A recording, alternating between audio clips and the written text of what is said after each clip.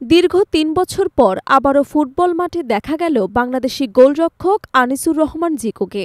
বসুন্ধরা কিংসের জার্সিতে মাঠে নামেন জিকো এবং যদিও দলের হার হয়েছে, তার পারফরম্যান্স এক কথায় দর্শক এবং বিশ্লেষকদের মুগ্ধ করেছে। ৩ বছরের অনুপস্থিতির পরও তার সেভ এবং খেলার ধারার স্তর প্রমাণ করল যে এখনও তিনি দেশের অন্যতম সেরা গোলরক্ষক। জিকোর শেষ ম্যাচ ছিল ২০২২ সালে। এরপর একটি ভুলের কারণে জাতীয় দলে সুযোগ পাননি এবং ক্লাব পর্যায়েও তাকে নিয়মিত খেলানো হয়নি। দীর্ঘ সময় ধরে মাঠের বাইরে থাকায় তার উপস্থিতি যেন ফুটবলের অঙ্গনে অদৃশ্য হয়ে গেছে। ২০২৪ সালে কিছুটা হলেও তাকে ক্লাবের খেলায় দেখা গেল, কিন্তু মাঠে নামার সুযোগ মেলেনি। এই সময় জিকো এক ধরনের হতাশার মধ্যে চলে গিয়েছিলেন।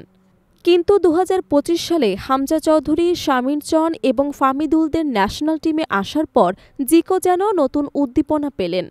ছোট্ট একটি রিলসের মাধ্যমে ঘোষণা করলেন, আমি আবারও ফুটবলের জগতে কামব্যাক করছি। এই ঘোষণা তার প্রতিদিনের প্রস্তুতি এবং পরিশ্রমকে আরও দৃঢ় করেছিল। উল্লেখ্য, বসুন্ধরা কিংসের হয়ে মাঠে নেমে জিকো দেখালেন তার অভিজ্ঞতা এবং দক্ষতার নতুন মাত্রা। ম্যাচটি দল হারলেও তার পারফরম্যান্সে দর্শক এবং অনুরাগীদের মনে চিরস্থায়ী ছাপ রেখে গেছে। বিশেষ করে ম্যাচের বিভিন্ন মুহূর্তে তার একের পর এক সেভ দেখিয়েছে। ৩ বছর পর মাঠে নেমে এমন ধারাবাহিক এবং অবিশ্বাস্য পারফরম্যান্স কেউ আশা করেননি। ফুটবল বিশেষজ্ঞরা মনে করছেন, জিকোর এই প্রত্যাবর্তন বাংলাদেশের ফুটবলে একটি নতুন উদ্দীপনা সৃষ্টি করবে। তার উপস্থিতি শুধু ক্লাব পর্যায়েই নয়, ভবিষ্যতের জাতীয় দলে তার ফেরার সম্ভাবনাও নতুন আলো দেখাচ্ছে। বাংলাদেশের ফুটবল প্রেমীরা অধীর আগ্রহে অপেক্ষা করছেন কখন তিনি আবারও জাতীয় দলের জার্সি গায়ে উঠবেন।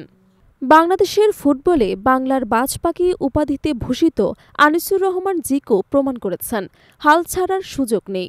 ৩ বছরের দীর্ঘ অপেক্ষার পরও তিনি ফিরে এলেন শক্তিশালী মনোবল এবং দক্ষতার সঙ্গে।